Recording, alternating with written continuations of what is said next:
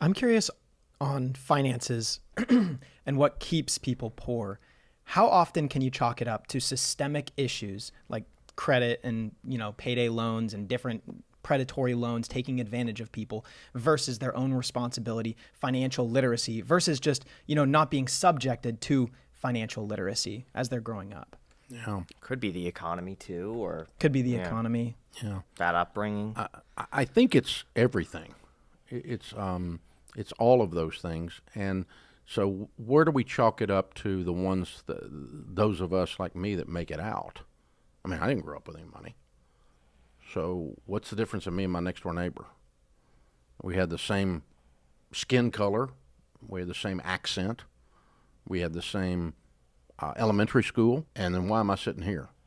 And he's not, in terms of net worth, okay? What's different? So the systemic things are there, and they do take pockets of people, and there are industries that, as you said, from a biblical perspective, we would say he oppressed the poor. It's one of the most horrible things you can do, to take advantage of a widow and orphan and the poor. It's anti-human. It's evil. And so these businesses that feed on the poor are just, they have at their very core a detestful immorality. And so they are oppressors of the poor. Lord help them. It's not going to go well for them. So you don't want to be a person that picks on the poor. You instead want to be someone that lifts them up or helps someone not be poor. But Mike Todd said, I've been rich and I've been broke, but I've never been poor. Poor is a state of mind. And so it's, people like us, we can't get ahead. Eeyore is my spirit animal. Oh, it's bad. Thank God it's Friday. Oh, God, it's Monday. The little man can't get ahead. We're stuck. I sure hope the president fixes my life. It's a victim mentality or an entitled mentality that causes you to not take action and put corn in the ground, and then you're shocked there is no corn crop. You have to plant something if you want something to grow. There is no exceptions to that. Rich, poor, any skin color, any sex, any nation you come from. If you want corn, no exceptions. You have to plant corn.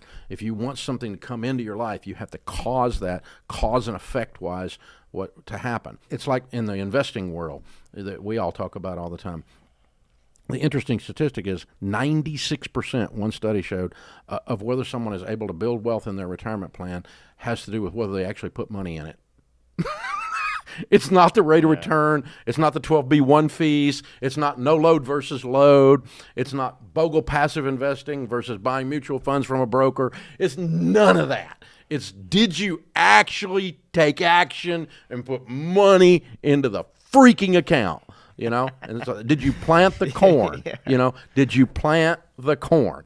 And then you stand back and go, well, the reason the corn didn't grow is I didn't have the right fertilizer. No, you put no corn in the ground.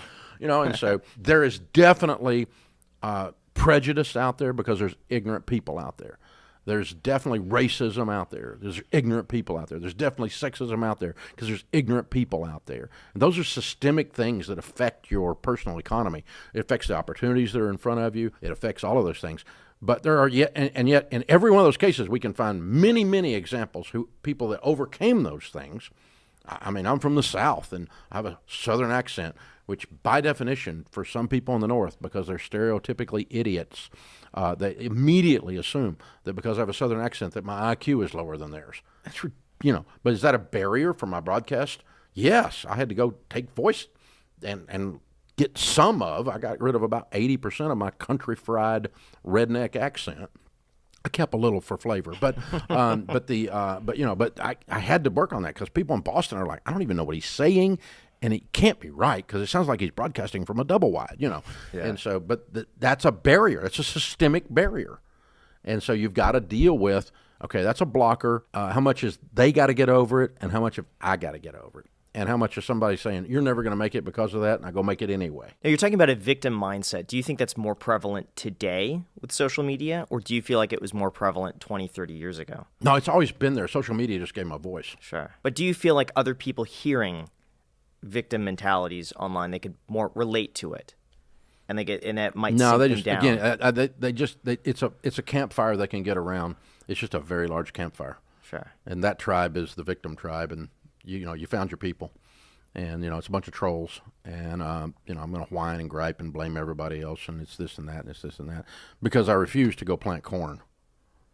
Yes, I'm validating and saying, I hear you, I see you, that those things are real. They've happened to me. Here's a weird one. Okay, the number of people that are successful on network television that have no hair, that are male. Think about it. Well, I think none. Yeah. Okay, so I'm a victim of baldism. You have some hair. But hey, I refuse to go get a toupee or a hair implant, so I'm probably not going to be on the cool channel with the HD beautiful people. I'm on there as a guest because I'm a dancing animal. I'm But curious, other than that, when you were losing your hair, did you ever have the desire to get a transplant, a toupee, or like try to keep it at all? Or are you just embracing it? For a while, I didn't think anything about it, and then it was gone, and I thought, well, that's on a book cover, and so if I go get hair, then they're going to go, wait a minute, you used to not have hair, and that's weird, and so I'm, it's like glasses. I wear contacts, when I'm playing golf or scuba or doing anything sports wise. We do a lot of water skiing. I wear contacts. I wear contacts almost all weekend. Or when I get home. But but 25 million books with these glasses. So it was like, Dave, what'd you do? What's different? I took the glasses off. But so I still wear the glasses. That's interesting. We did a podcast recently with Ty Lopez, who said that he keeps his glasses on even though he got LASIK, and he takes the frames out so that when he's on camera, you don't see the reflection of the glasses. Oh, wow. But because his brand is so recognizable with him wearing glasses. Yeah, I couldn't get LASIK, so I didn't do that. But I actually have some blanks. They're glasses, but they don't have any prescription in them. That's crazy. In case I've got contacts in, I can reach in my backpack and throw them on and jump on stage and not think anything about it. Oh my gosh. Yeah, it's crazy. But I mean, it's just I never thought anything about it. I don't. It's not. I've never been. I'm not one of the blessed people that has been able to open doors using my appearance, so it's never been an issue.